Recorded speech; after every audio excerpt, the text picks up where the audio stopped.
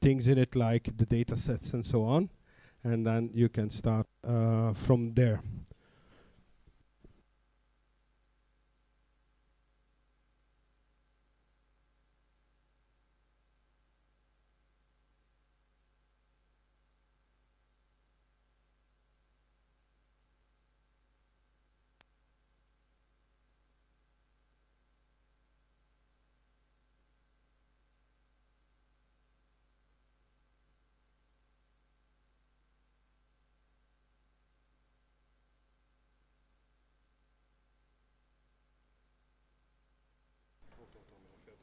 D'accord, faut pas que je raconte de bêtises. Okay, thank you.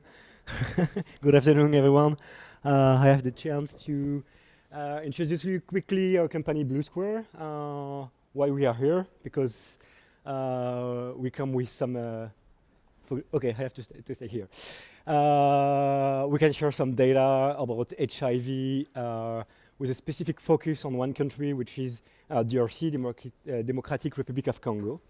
Okay.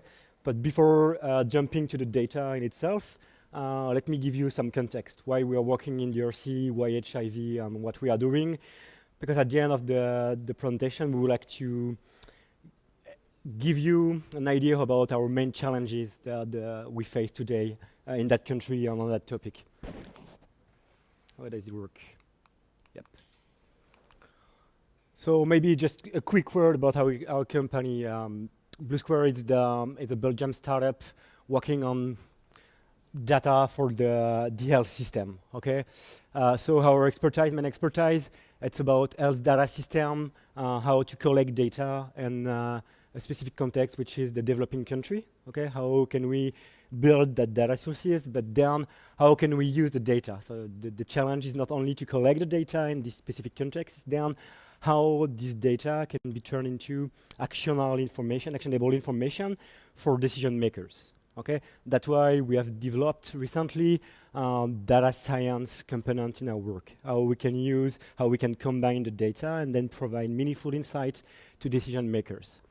So we have an office here in Brussels with most of our staff, but we have also a presence in Kinshasa, DRC, but also in Burundi, Bujumbura, and we have colleagues in Washington, DC, and also in Senegal. We are working in more than 24 countries, mainly in Africa, Sub-Saharan Africa, so DRC an example, but also Rwanda, Central African Republic, Senegal, Ivory Coast, and so on. Our main clients are first Ministry of Health, and then some donors like the Global Fund, which is the main fund that work on AIDS, TB, and malaria fighting, but also the WHO, the World Bank, and so on. So all the big players on the global health. Okay, and of course we have some clients. One client which is a pharmaceutical company, which is J&J. So we are collaborating with J&J on HIV drug resistance. So, what problem do we try to solve in DRC? Let me give you some context about the data we have and we can share with you, and why we have that problem. So let me pitch you a problem that the DRC health system is facing today. So this is Gloria and Gloria's family, okay? And we have a question, does Gloria can access to regular and quality HIV care services? Okay, this is the question we have for the Ministry of Health. So Gloria is today living in this health zone in that part of the country, okay? In the west of the Congo, in this health center. So we know approximately where Gloria is living. But then it's not enough. I would like to know precisely where Gloria is living exactly. Where is the settlement? Okay. So for that, we can use server, remote sensing. So you can send team on the field with, let's say, Android devices to collect information such as settlement. Okay. So you have teams of people going on the field and collecting data about population settlement. So then it will give you a more accurate picture of the population distribution for this specific area. Okay, so the name of this area is a health zone. Okay. Then, when you have more information about where Gloria is living, then you would like to know more about the context, the epidemiological context. So this map shows you the distribution of the malaria incidence, but you can have exactly the same thing for HIV prevalence. So then let's say you want to know where are the main problems in HIV in DRC, okay? Where is the highest prevalence in DRC? The question is, the health zone where Gloria is living, is it a priority zone for HIV or not? Do you have a very high HIV prevalence or not? So the question we have here is how can we combine population data and epidemiological data? Okay, so it's kind of question we have today in DRC. But then also, if you know where are the problems, okay, where are the people, you want to know if the system is able to answer to that needs. Okay, so you are going to ask if there is a facility next to Gloria. Okay, so this is the first question: where are the health facility? Where are the health centers? Okay, and then you want to know if this facility, this health center, is working properly. What does it mean?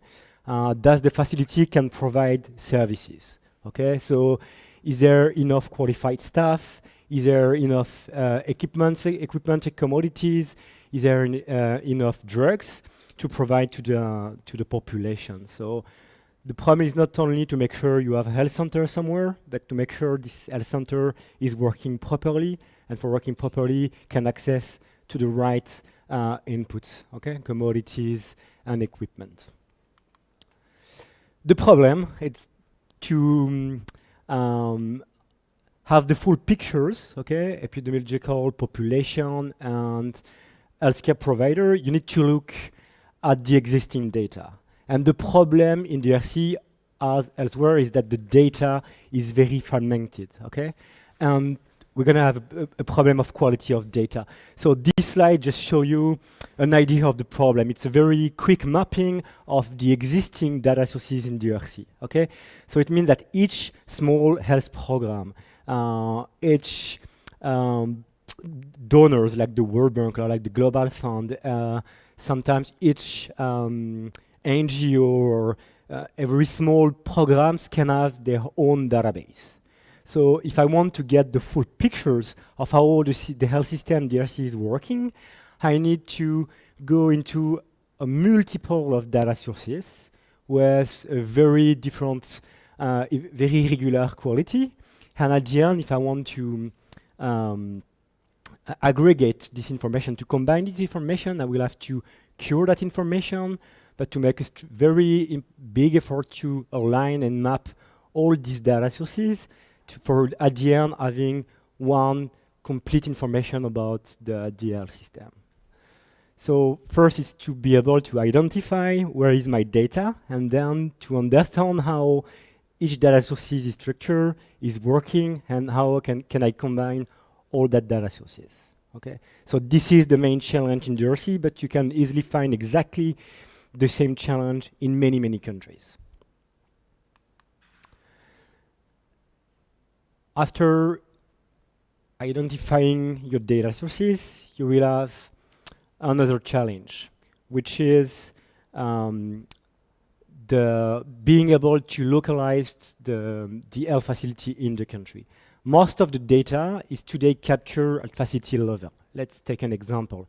How many patients under HIV treatment you have by facility? Okay, so in Health Center A, I have 20 patients. In the hospital Z, I will have 200 patients. Okay, so I will have every month an idea of the volume of the activity of each health facility, depending of the topic. In that case, it's HIV.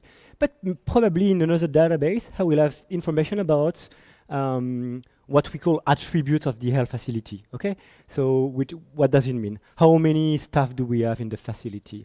How many equipment do we have in the facility? Does the facility can access to drinking water? Does the facility can access to electricity and so on? Okay, so at the end, I will have to take all my facility lists from data source A and do the same with data source B, C, and D, and align that facility list, okay? And this is the main challenge in a country with the size of the DRC. It's because first it's difficult to get the full pictures of the facility to know exactly where are all the facilities in the country.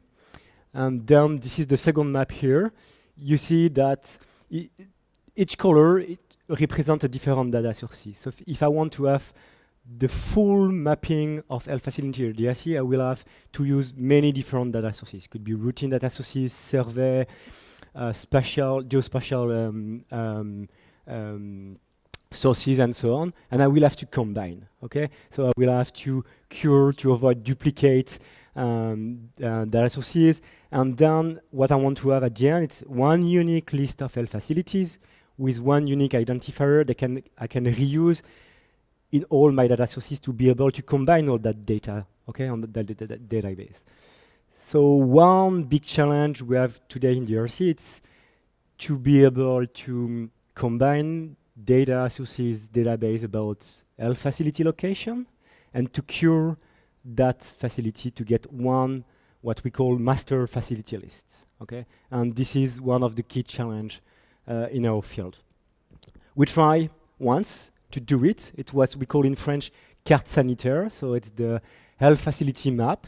So the idea was to collect all the available information about health facility localization in DRC and trying to cure the data and to display it on the map. So what you can see here that for certain zones, certain province, we have a lot of dots, meaning that we have a lot of GPS code and we know where are the facilities, okay? But there is huge gap. So to give you an idea, today that map represents around 6,000 facilities, and we estimate in DRC that there is between 18,000 facilities. So you can imagine the effort we still need to do to have the full pictures of the facility mapping in DRC. So then when you have information about where are the people, where are the problems, where are the facility, if the facility are functioning, then the question is, are we able to measure access to healthcare services, HIV care services? So then we try to combine all that information, population, localization of the facilities, epidemiological data, and data about what we call service availability, meaning that does the facility is able to provide the services. Then you want to know where are the population that are underserved by healthcare services, okay? So we try to combine that data and to analyze the data and to come with this kind of map, which is the time to reach the most accessible health center. And in that case, it was in terms of family planning services, okay? So we localized where the woman, so it's a woman of childbearing age, we can call it WHCBA, okay? We have localized the health center, then we use the localization of the roads, and we try to have the map of where are the underserved people, women. So you can come with this kind of map here. The last challenge you're going to face if you want to come with this kind of map, with this kind of analysis, it's the availability and the quality of the data. And this is the big challenge. Because if you look at the availability of the data in DRC, this is the first map here.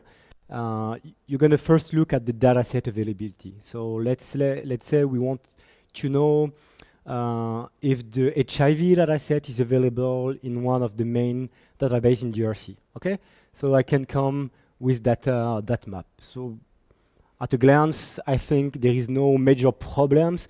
The data seems available. Okay, but then if you zoom into the dataset and you look at data element by data element, let's say number of people under a certain treatment line, if we are still working about HIV, you see that the problem it's more important. So this map shows you the data element availability within a specific data set. So the truth is maybe people say, yes, we report data on a regular basis, let's say every month, but when you open this data, there is a lot of missing value and missing key information, okay? So we need to be able to capture the situation of data elements, of data availability and data quality before starting using that data. So the first work we do in DRC, it's then processing all the data sources data we have to be able to map the availability and the quality of the data. And then you can say, okay, with a high level of confidence, I can work on that data set for that period or that zone, okay? So you have to decide which subset of indicators data you can work with.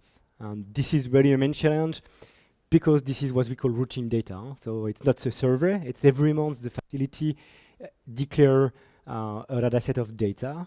This data is reported in one central database, but you have this problem. We can explain why this situation, because lack of internet connection, because people have other incentive to enter data in other database and so on. We can dig into that specific problem if you want. And the result we want to achieve, and this kind of dashboard, it's to be able to map where are the main problems in terms of HIV service availability, okay? So if we come back to the main topic, which is the HIV drug resistance, we believe that one of the key dimensions of the drug resistance is to not being able to access to regular and high quality HIV care services. What does it mean? If you have been tested positive to HIV, you need to access to the treatment. But we know that if you stop the treatment, you will be at risk to develop drug resistance. Okay, so the availability of the treatment, so not having a stock out at the facility level, it's one of the key dimensions in terms of drug resistance. So the idea is to be able, at the country level, to know exactly where are the zones that represent the higher risk to give irregular access to HIV care services to the population in regard of the needs of the country. Okay. What I tried by my presentation is to show you the different steps we try to go through to achieve to create this kind of map and this kind of inputs, because this is exactly this kind of information that a decision maker can use to then allocate resources to try to solve the problem. If you know exactly that if in the middle of the country that I have my main problems, he can decide to put his resources in that specific zone and trying to solve the problem. Okay. So this is exactly all the challenges we have and we try to solve in DRC. And my colleague Romain will present you the data source we would like to share with you, okay, about the different topics and dimensions we just discussed, and to propose some challenge we have regarding the data sources. And after that presentation, if you have any question about the works in DRC or data sources, feel free to raise your hands. Romain, I think this is going to be your part. Yes. So, thank you, Antoine. I will take 2 minutes to introduce the data sources that we'll be using and that we'll be sharing with you during this hackathon. So, basically, as Antoine told you, we have mainly data on facilities. Okay, so we have data on where are the facilities, what is the activity in these facilities regarding HIV services. Okay, so you will have, for instance, the number here, the number of patients that are followed up for HIV and that are treated for HIV in the facility. So I'll start with this one, which is the health facility registry that Antoine told you about, which is the first attempt to reconcile different data sources about facilities in DRC and to geolocate these facilities. Okay, so you will have around 16,000 facilities in this database, and you will have maybe 6,000 or 7,000 facilities that are geolocated. Okay, so this is about all the facilities, And facilities are identified by a single ID here, and you will find this data in the carte sanitaire folder. So then you have information about HIV patients that are followed up in these facilities. Okay, so not all of these facilities have HIV services available. So a good proxy to know whether HIV services are available in the facilities to know how many patients are followed up in the facility, and you will have this categorized by number of patients followed up in facilities. So basically, facilities with more than 1,000 patients will be huge facilities that are dealing with a lot of patients, HIV patients. So in this case, you will have the same IDs as those that we have in the carte sanitaire. So we'll be easily able to match the information that you have here with the information that are, so for instance, the geocodes that are in the carte sanitaire. So the third source will be demographic and health surveys. So it's surveys that are published every 3 to 4 years. So it's here it will be data from 2014. So it's a bit old, but it's very useful to know what are the incidents, for instance, of HIV in the different provinces of DRC. So we'll have an idea of where are the areas where HIV is a really big problem, and unfortunately, this is a PDF, so you will have to deal with this information. And actually, it's how we use it also because we have not access to the database by ourselves. Then we have the World Pop data, which is REST data on population density, and it's a work that is based on satellite imagery and on the DHS indicators that have been built here. So we'll have population density, but also socio-economic information, and this is located in this folder, so World Pop folder. And you can have access to information about this initiative using this URL, and you will be also able to download the dataset from here. And then we have two other supplementary datasets that have a lot of geocodes in this one, so almost 20,000 geocodes that have been gathered from 10 different sources. And this is the kind of work that we are currently working on, which is how we can use these geocodes to populate the health facility registry. Is there a way that we can improve the geolocation of facilities in DRC based on data that have been collected by different players in the country, and basically use what is available now instead of doing another data collection, which is the kind of thing that most people do there, because they cannot use the data. Why they cannot use this data? It's because we have a different idea in this. I mean, we don't have any idea actually in this one. We only have names of facilities. And as you probably know, using names of things to make a link between databases is a really bad idea actually. Especially when you are using names of facilities in a country like DRC, where a lot of people have oral information about the name of the facility. So we have names that are quite different between the different databases. So we are working on this in a large number of projects that we have currently at Blue Square, because it's a very, very important challenge when you are dealing with data especially in developing countries, but also here in Europe, where you don't have structured data. So where you don't have IDs for unique IDs to identify facilities or patient or indicators, stuff like that. So, and you will have the same issue regarding this PDSS data. So we know that in this PDSS data we have a lot more information about HIV treatment and patients, and we have this data for 3,000 facilities. So it could be very useful for us to follow HIV treatment. But the problem is that IDs name are again different from the one used here in the health facility registry. So we'll find this data also in the folder. And just the tips here, SNIS is exactly the same as HFR. So basically this is the same database that is here that we use here for the S facility registry. So it's here. So as I told you, what are the two main challenges that we are facing right now is first to combine and consolidate different data sources and to map information between these data sources. So I give you an example here. This is the SNIS, so the Health Facility Registry.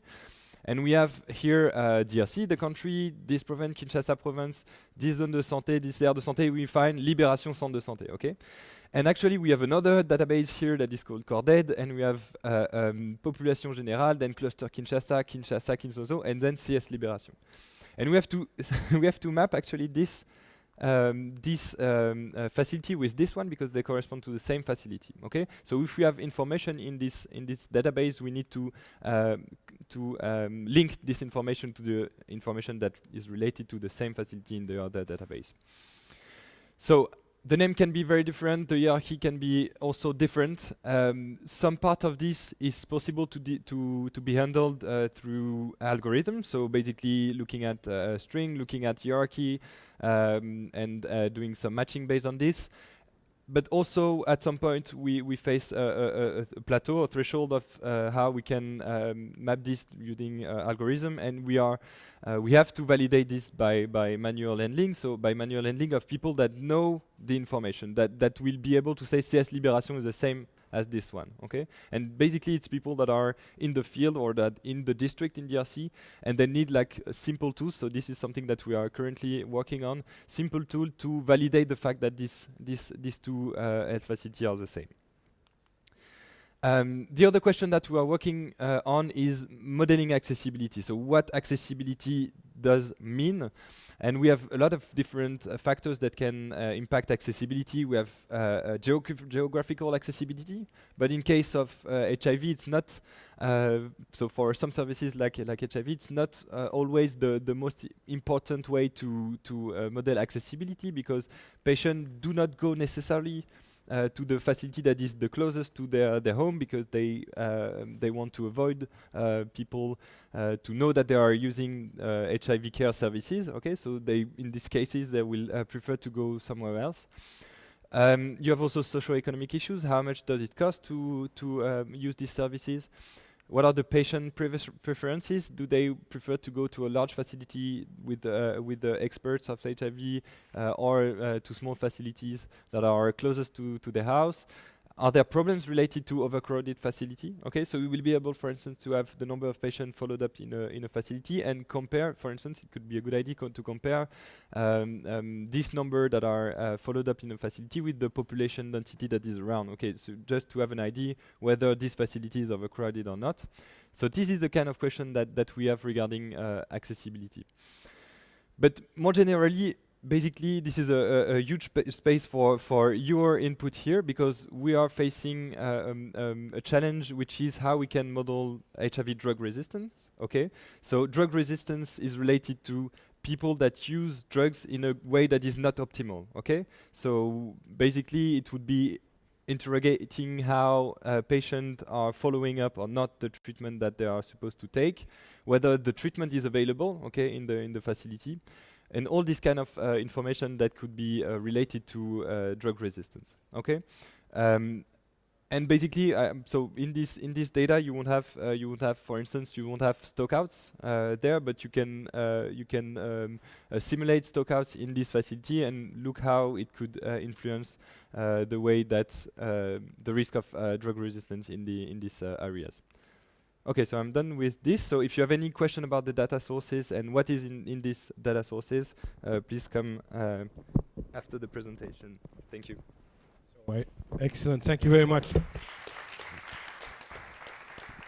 So, amongst you, if you don't have a project yet, and you've felt that the data sources that are presented something that you want to work on, I mean, the data sources that are ready, you have 3 experts that can lead you through that data sources. So if you haven't found any project yet, I would strongly advise you to talk to these guys and to hop on the bus, Gus, and do that. Okay, good. Next presentation then is the presentation of Jenny. Jenny, you will put your mic on yourself, and I will put your presentation.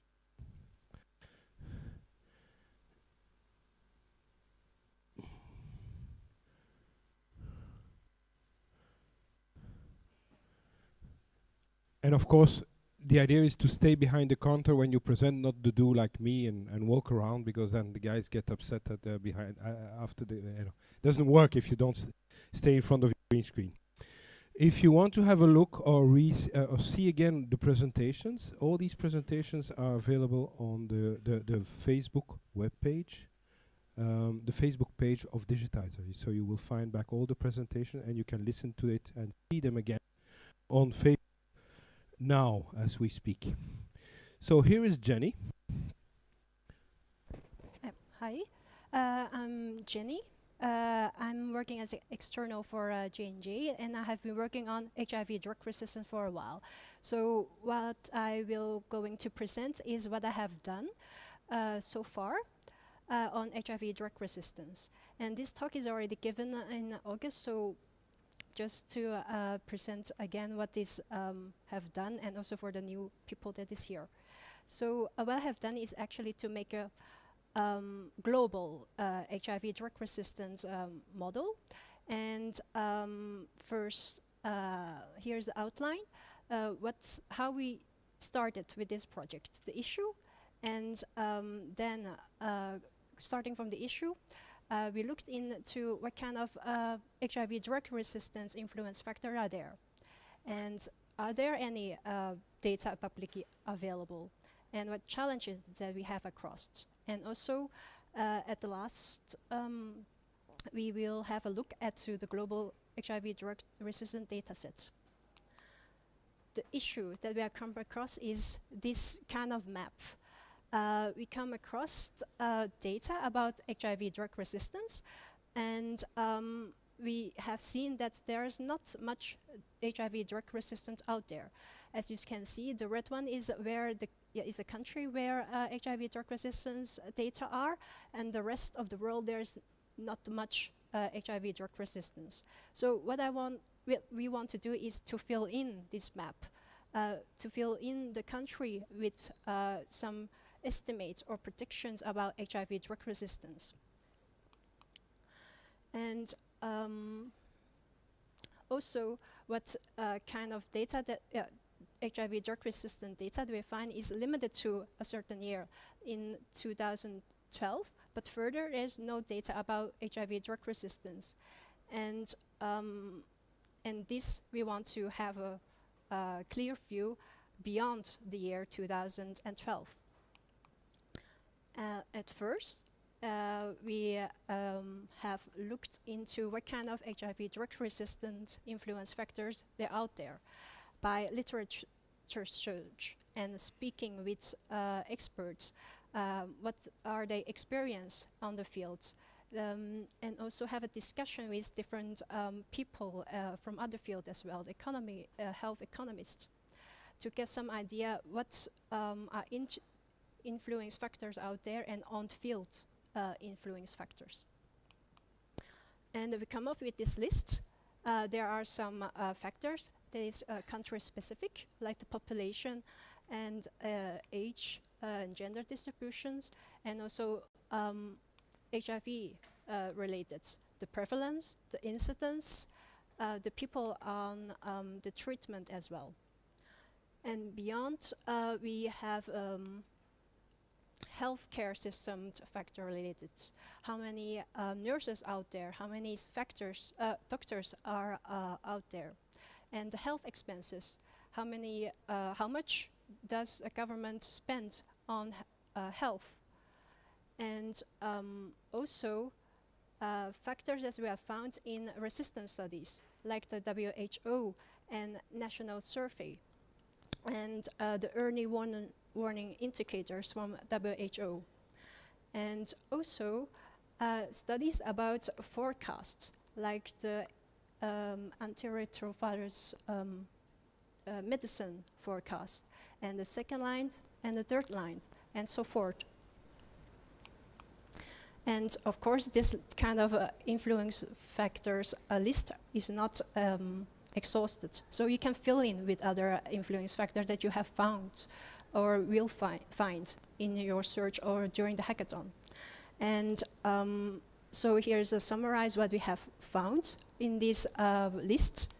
And also the next step is what kind of, what could define this data out there in public, on websites, in publications. And the answer is that we have found some data publicly out there, and there are a lot. Whether they can combine, well, let's see. We have found some HIV-related variables and non-HIV-related variables, like life expectancies and death, rural population, and so forth. First, we look at the HIV-related variables.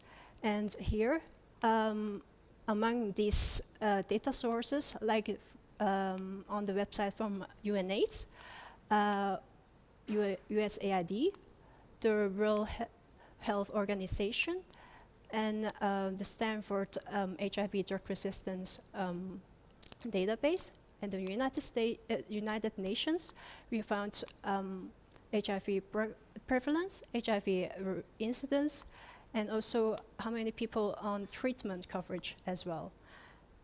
This kind of data we have found, which is related to HIV. And what about the non-HIV related variables? We have found life expectancy and death variables on these websites, like the World Bank and the WHO. And about the rural population and literacy, and education and expenditure and finance through the same websites like WHO and World Bank. And further, a whole list about health staff and health infrastructure data. And the same at the World Bank and the WHO websites. And further, more about different kind of health expenditure. The total health expenditure, the public one, and also the private one, and also the out-of-pocket health expenditure. That's how much the patient needs to put from their pocket to pay for the health. And also in the literature, we have found some educational data, like how many people have gone to the school, and how many people have finished the primary school, the secondary school, and the tertiary school, like that. So with this list of variables, we have looked into it as a first screen. We had looked at the quality, the validity, and how many missing data are there, whether there's correlations. So first, we look at the quality of the data. For instance, we have found estimates of HIV prevalence from WHO. Then we ask ourselves, how are these estimates calculated? Then we look further on where is the source of these estimates. It's coming from the Demographic and Health Survey report. And the second question that we have asked is, these reports, how is it written, and where is number coming from? And this number is coming from the DHS survey. So by tracking all these numbers down, we know that this data or the value is valid to use. This is not coming from another source that you don't know. So DHS is very reliable, so we know that this data is from a good quality. And the second challenge that we have encountered is the validity of data. And here's an example of a rural population. So in the second column is the rural population of Belgium in percentages. And here, the third column is the rural population of Hong Kong in percentages. As you can see, from a certain year, the rural population percentages of Hong Kong is 0. And you can ask yourself, is it the 0 correct or not correct? And what we have done is looked into the definition of rural population in the World Bank. And we found that each country calculates the rural population differently. Some country will calculate the rural population based on certain infrastructure, and the other will calculate on administrative arrangements. So by looking at this definition, we can say, okay, it's the 0 here is valid. It's not like, yeah, that filling in on the empty cells. So it's good to use this data. So we have a list of variables. We looked at the quality and also validity of the data. The next step is to look at how many missing data are there. And as you can see on the right one, the right-hand side, there's a lot of missing data. The redder the plot is, the higher the missing data are. And yeah, you can say that, okay, I cannot do anything with it, but if you look closely, there are some correlation within these variables. And then you will start thinking, okay, I know there's not data, but we can see that there's correlation. Can we do something with this correlation? And so just look at the data first. So that's, yeah, as you remember the red plot. So that is data, the original data, with, yeah, these, I think, 66 variables in the column name. And then each row is one country in a particular year. So as you can see, there is a lot of empty data. And here is the list of the variables. And especially here, you need to look at, there is some variables about HIV drug resistance in different category as well. So why, let's summarize this, and then we ask ourselves, what can we do with this data? So we have identified the issue. There's not a lot of HIV drug resistance data. The second step, we have built a list of influence factor. And using this influence factor, we're going to search for data, and we found it. And we put these data together, and we have shown that the quality and the validity is okay to use it, but there are a lot of missing data. And however, there's correlation with these variables. Can you do something with it? And my questions, or our questions to you, do you see another perspective to use this data or to solve this problem? And so, would you like to be the next Miss Marple or Sherlock Holmes? So the data that you can find is on this link in the Google Drive, and then data, and here the last folder name is a global datasets, and there is a file with the metadata. So each variable is explained there, and this is available for you to use during the hackathon. And if you have any questions, you can come to me, and yeah, I will try to answer you for that.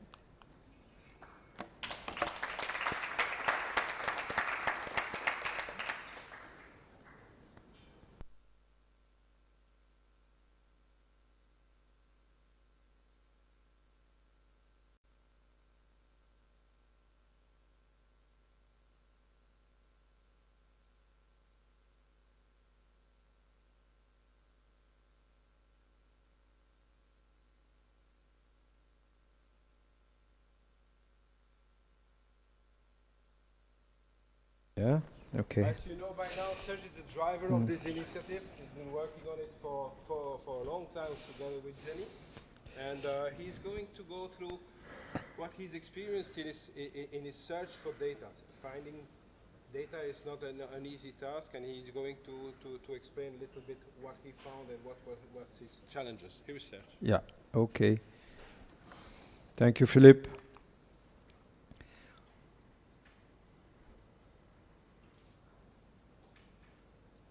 Yeah.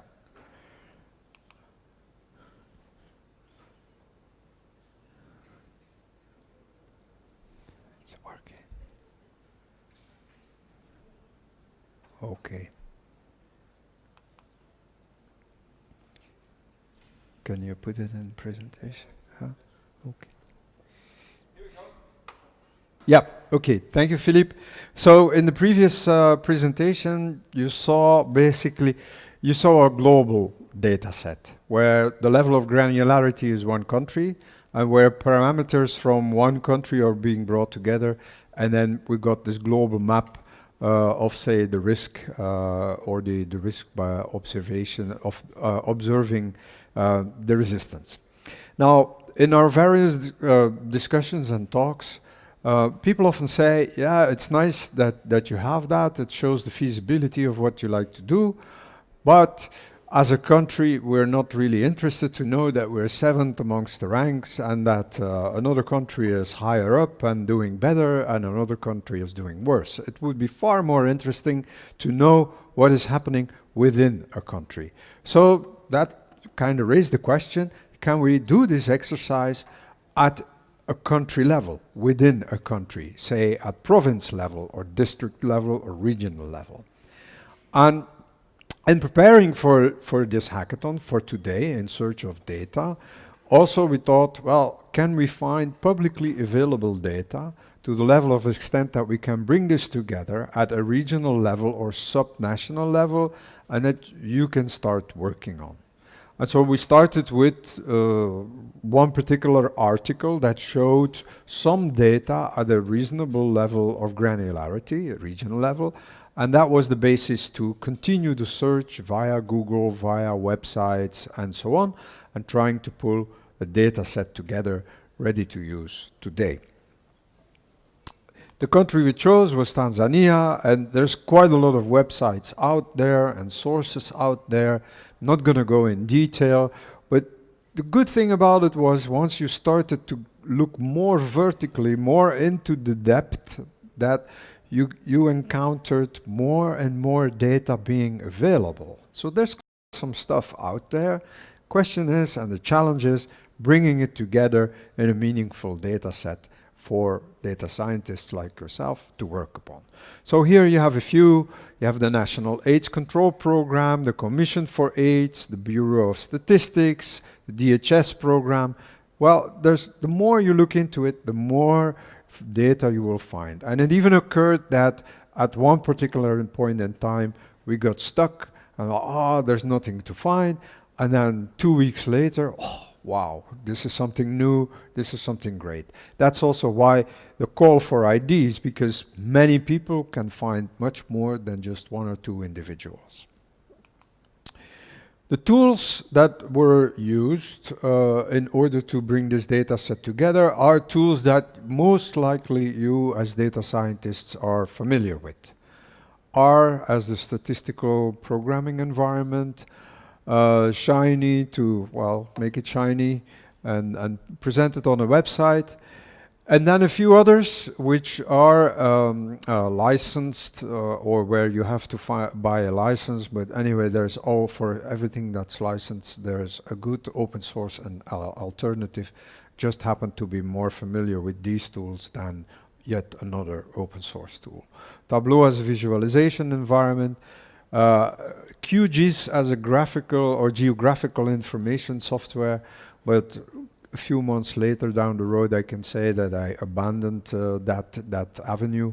R is doing just fine in showing geographical information.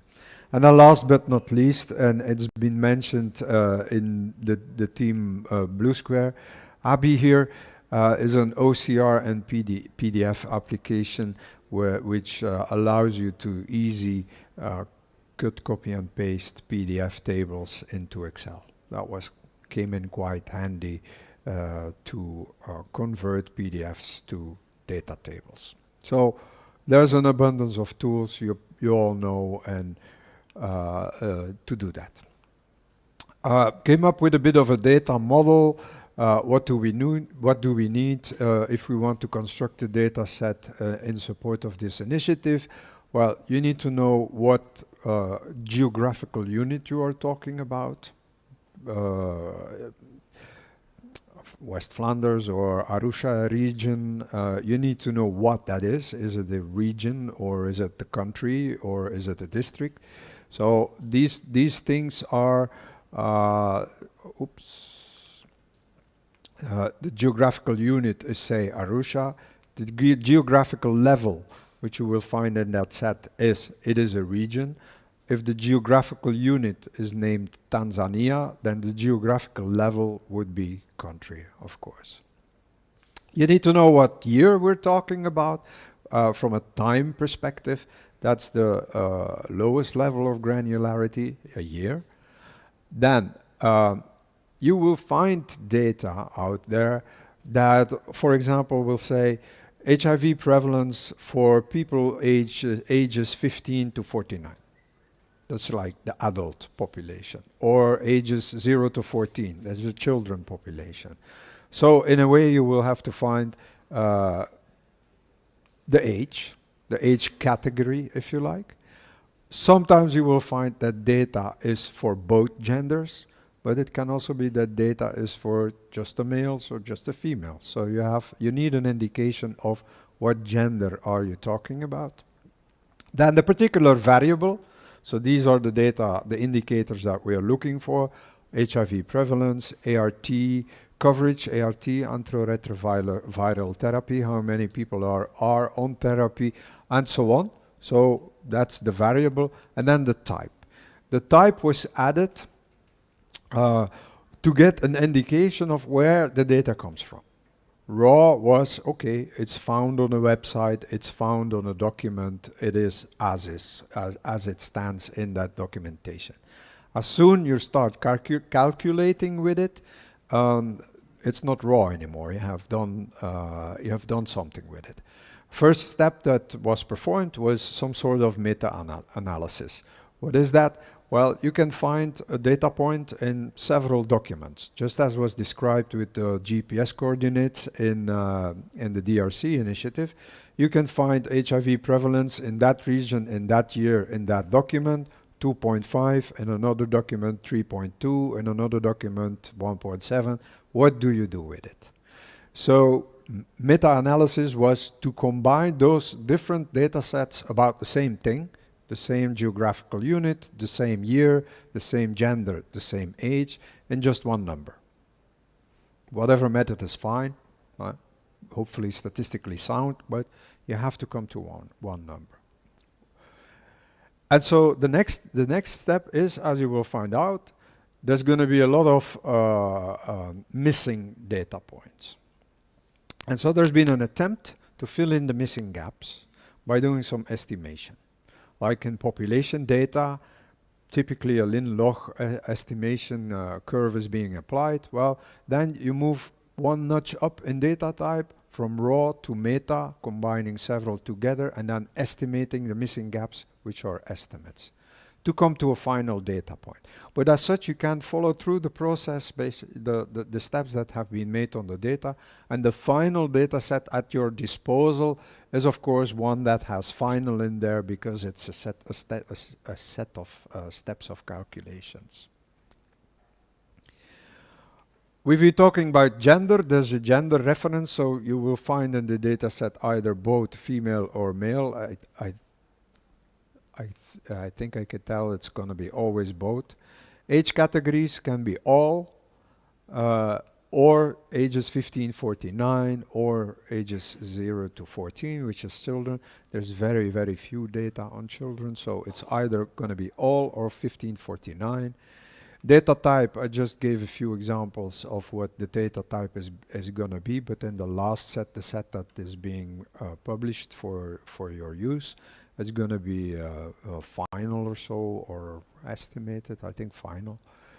And then there should also be a file called a GeoUnit reference. What is that? Each location or each geographical unit, like Tanzania, will have a latitude and a longitude. In case of Tanzania as a country, it's going to be like the middle or the capital. If it's a province, a district, a region, it's going to be the middle of the province, district, region, or the capital of that province and district. And some alternate labels.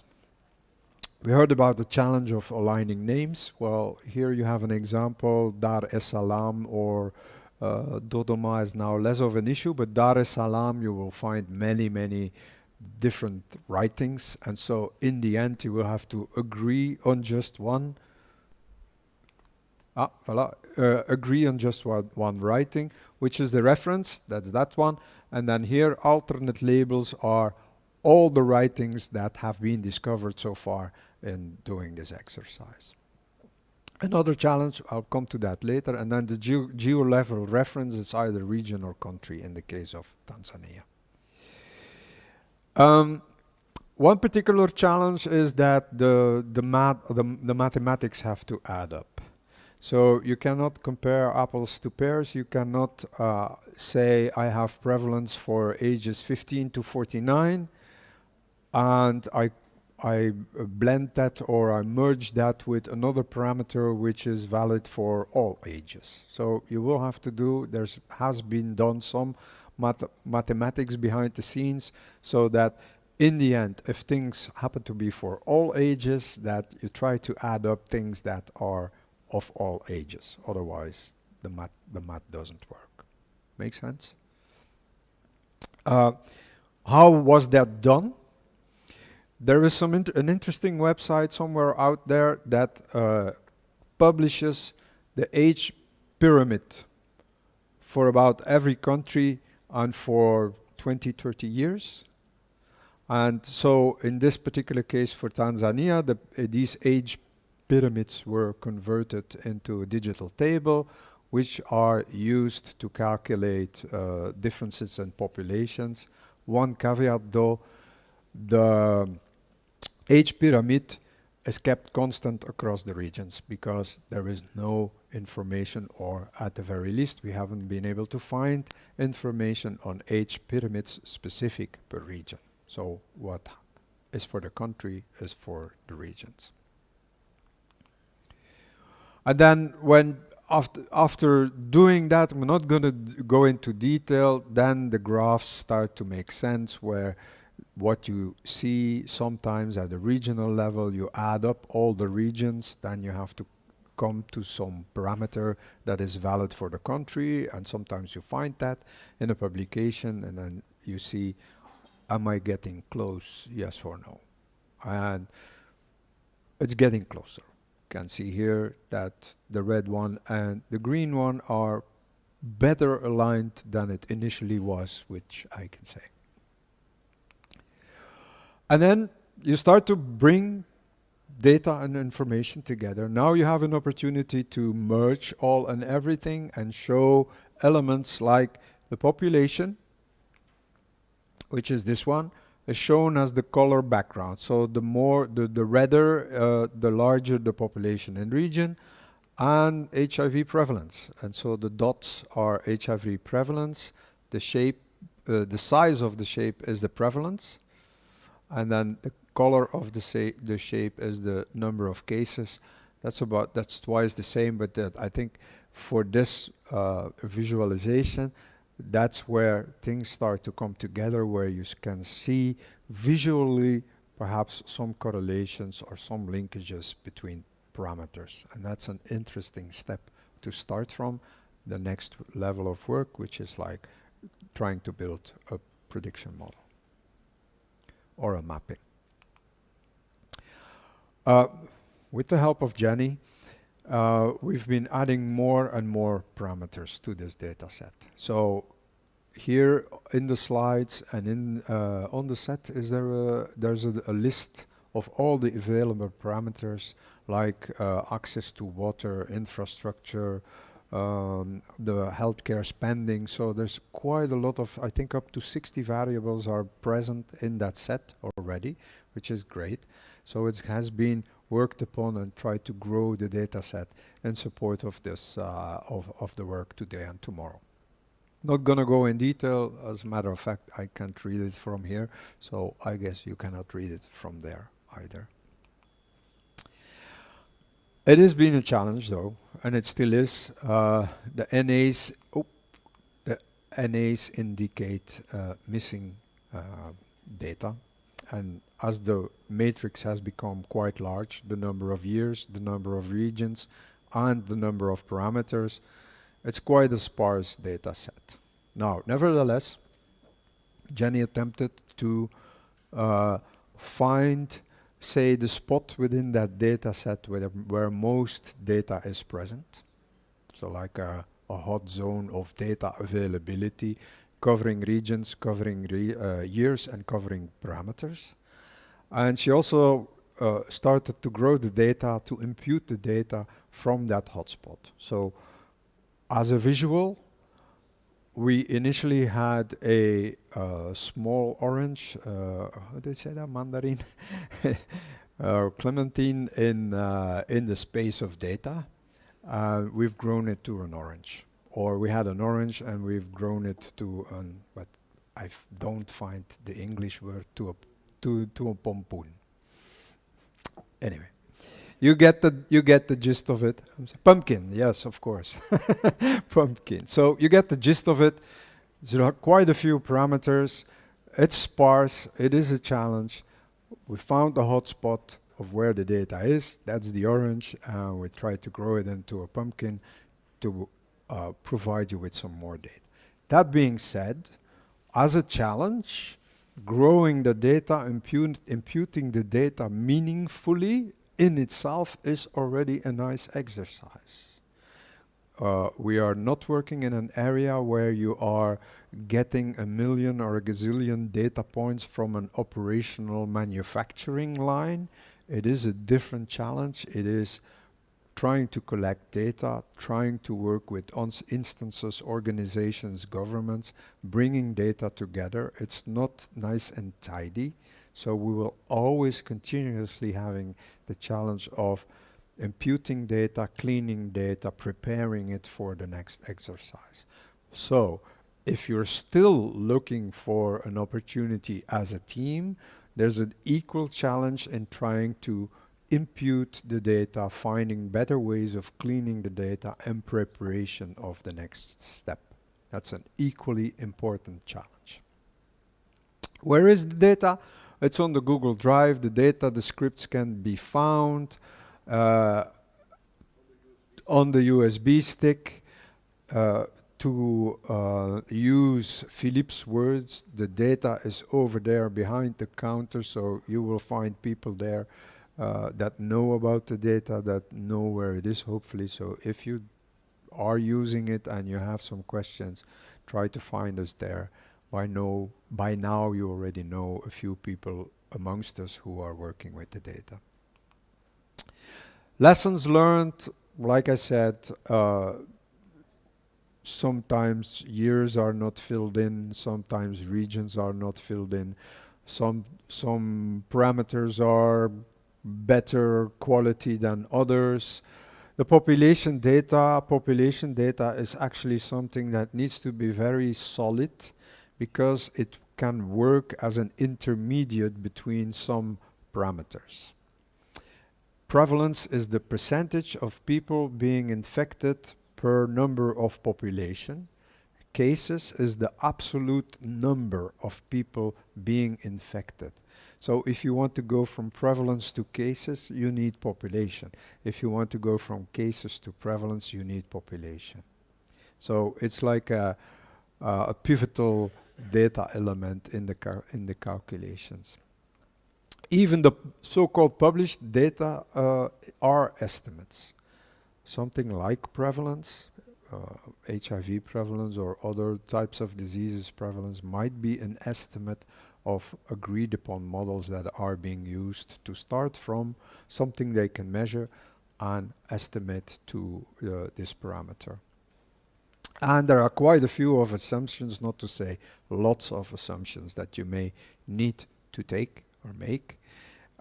It's all depending, of course, if these assumptions kind of make sense, if they are plausible, yes or no. As an example I gave, the age pyramid is equally distributed across the region, so age pyramid is constant for the regions is one that's been made here. How can you help? Well, this dates from one of the workshops, but it's still valid. Might be that you find a new data set which could be a great add-on to the already existing one. It might be that you could help and validate the available data. Does it make sense? Do the graphs that you can extract from the data set, do they make sense? You have data on regions in the set, you add it up, you find something which accounts for Tanzania as a whole or a country as a whole. Does it match? Does it match? Is it mathematically meeting? Use the available data to do some clustering, whatever. Explore resistance data. Now, resistance data, it's a bit a chicken and an egg problem in the sense that we've started our talk today by saying resistance testing is very costly for these countries. Hence, there's limited data on resistance available. Now, some do publish viral load suppression. Viral load suppression is, okay, to which extent is there a limited amount of virus in your body? And that's already a good indicator for resistance, yes or no. If the virus is still, the level of virus is still high in your body, there is a chance that you have become resistant. If it's being suppressed under your current medication, means most likely you're not resistant. So that is as a step up, if you like, towards resistance in absence of resistance data. And then one might apply this methodology for other countries. Now bear in mind that this has been quite a work to put the data together at your disposal. We've done an attempt at Kenya. There is a data set for Kenya available as well, but I have to kind of warn you or alert you that it is far less elaborate than the Tanzania one. It's a similar approach. I think for Kenya there's only like 6 to 7 parameters for a limited number of years, but it's a similar approach. If you want to extend that, if you are still looking for an opportunity for an ID and try to work on something, that is an opportunity as well. Voilà, that's where I'm going to end my talk, Philippe, on the data for these two countries. Something else I forgot? No? Any questions in the team here? Are there any questions? I was wondering who has not a team yet? Who has not selected his team to and its project to work on yet? Raise your hand. Okay. So there are, if you kind of selected the team already? Okay, that's excellent. So you haven't got a team yet? Okay. Okay, that's okay. Good. The next speaker is Duke. He must be around. He's always around because he's the older brother of the data science community. He's going to talk about the publications, the different publications that Serge has gathered and that other people has gathered. It's also a very interesting source of information. If you want to do some PDF scraping, you open the publication and you scrape it. It could be an interesting project to work on. So Duke, the floor is yours. Stay in front of the green screen, yeah. Good evening, ladies and gentlemen. I'll be talking about the publications dataset. So after listening to all the challenges presented by Blue Square, by Jenny, and by Serge, we came to think about the fact that, okay, why don't we look at other forms of data? So there's also data in the form of publications as text. And for these reasons, we decided to look at some publications around some of the countries of interest. So we would be looking at Democratic Republic of Congo. We also try to gather some global publications, so not really country specific. we tried to gather some publications on Kenya and also on Tanzania. So on the Democratic Republic of Congo, we didn't really generate quite a lot of data, but we have this interesting article for those who would like to work with the data from Blue Square. For the global publication, so we have two forms of data there. We have a text file which contains all the abstracts based on the key search HIV drug resistance in Kenya. And in this file, you have a long list of about 2,000 plus abstracts, which for those who are interested in doing some text mining. And on the second file, we have a zip file which contains more than 100 full articles in the form of PDFs, and they are named according to their PMID. So that those are like the ID numbers given to them by the PubMed in the PubMed repository. Also on the Kenya publications, we have the same. So we also extracted some articles and some abstracts. And in that folder, you would also find some other PDFs about other interesting things to read, like the Kenya AIDS Indicator Survey, highest education level, Kenya HIV estimate. So as you try to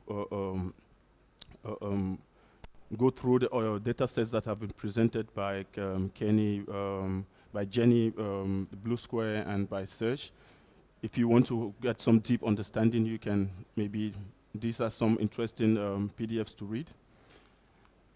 And on Tanzania, we also have some interesting, a list of interesting articles to read based on your interest.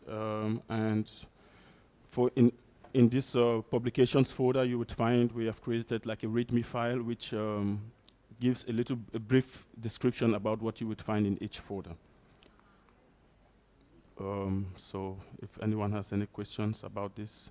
And I would also like to say that if there's any team who is interested in articles for maybe other countries which you don't find there, which you would want us to generate, to do maybe some text mining, feel free to contact me and we would try to generate some text file or PDFs for you. Thank you very much. Excellent. Thank you, Duke. Let me go back to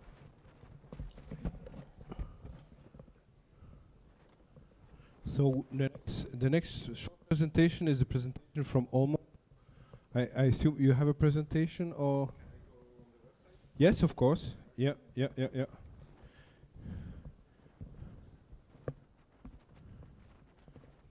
speak from here? You can speak from here. Yes.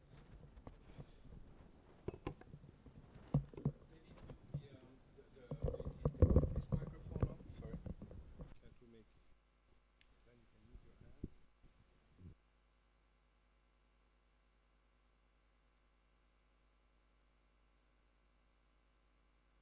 Then you can use your hand. Right, so I'll quickly show you the databases from AIDS Info. So this is a database from UNAIDS. So this is one of the databases that Jenny used to compile her data. And here I will just quickly show you what it looks like and how you can further find the data. So if you go, so the website is aidsinfoonline.org. And then you can click on catalog. And you will see 4 databases.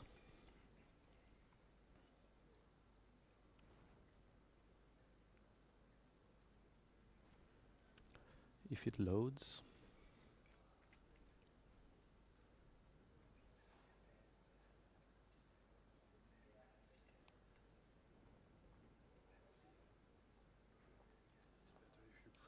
Okay. Okay. So here you can see these 4 databases. So one is called Estimates, the other is called the Key Population Atlas, NCPI, and then here they have recently changed the name, but so the one we just saw before is the JAM database, so the Global AIDS Monitoring. And so the different databases contain different information.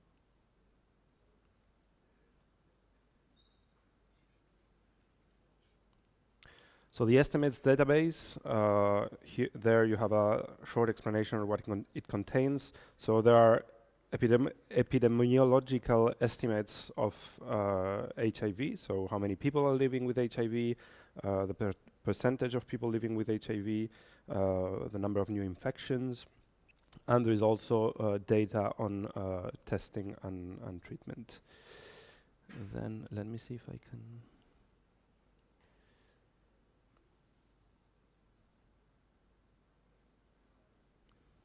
How can I open new tabs? Ricardo.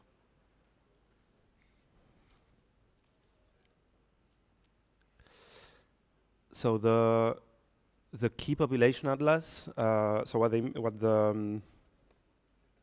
okay, but can I open? Can I right click to open a link on? Yeah, for some reason it doesn't work.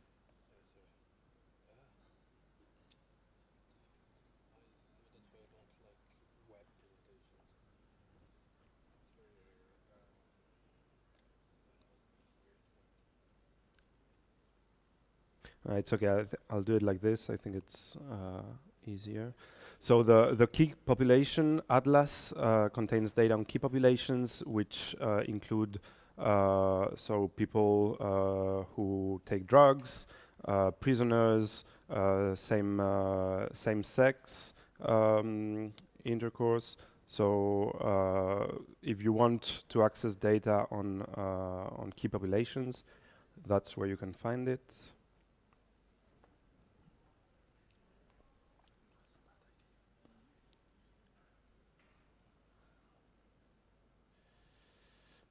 Okay, then the NCPI, so it's the National Commitments and Policy Instrument. That one is focuses on policy. So what are the measures that are being taken by countries to follow up on the HIV epidemic? And so here there's a bit of more explanation. Yeah, it measures the progress on the development and implementation of policies. So you can find different indicators on this. And then finally the GAM database.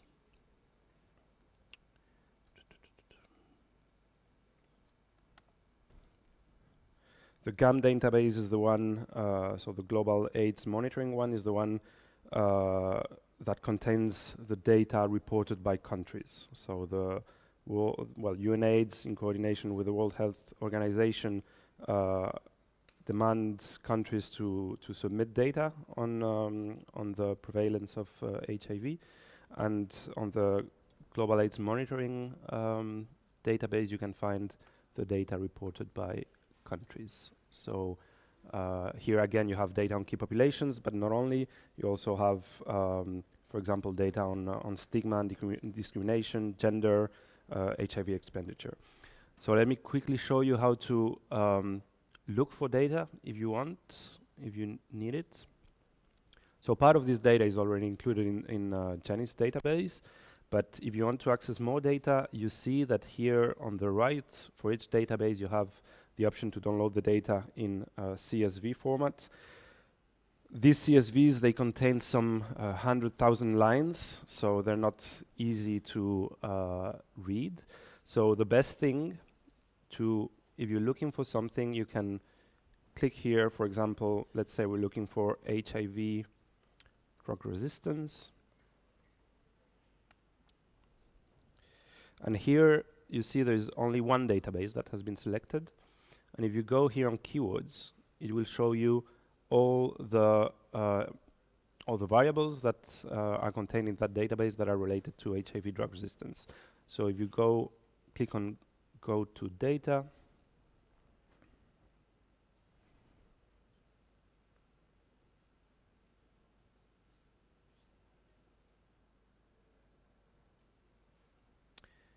here you will see there are actually 3 variables. There's HIV drug resistance surveillance in the past 3 years. So this was for pre-treatment drug resistance. This was acquired drug resistance, and this is the same variable for acquired drug resistance amongst children. In this case, it's just a categorical variable. You will not find numbers on HIV drug resistance in this database. You only have whether countries are following up on it or not. But there are also other interesting, there's some other interesting data that you can find in these databases, such as viral load suppression. So let me quickly show you. So if I type here viral load, here, for example, in estimates, you see that we have the percentage of people living with HIV who have suppressed viral loads. So you can click here.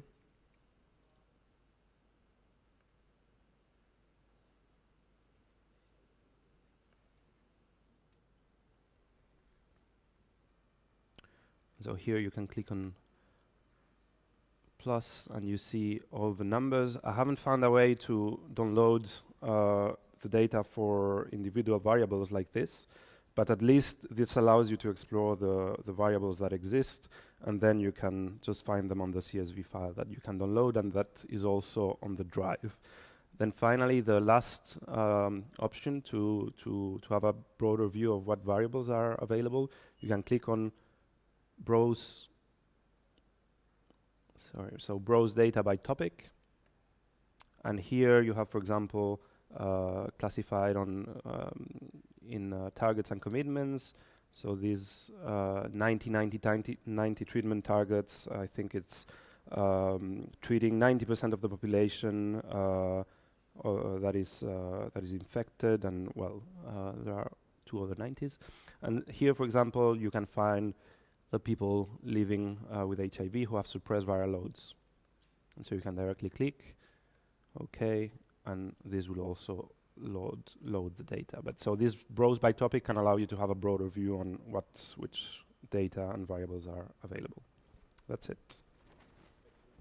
Thank you very much, Olmo.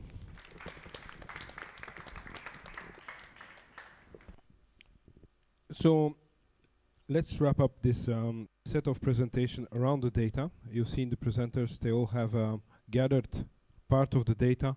I'm going to ask Evan to wrap it up in 3 to 5 minutes. So if you can join me and do the wrapping up. So the wrapping, not very much of it. There is a lot of information here. If you still have any questions about what the data is for, what you can do with it, if you're looking for a team, if your team needs help with anything, come to me. I'll be around to help you find the information and the help that you need. That's it.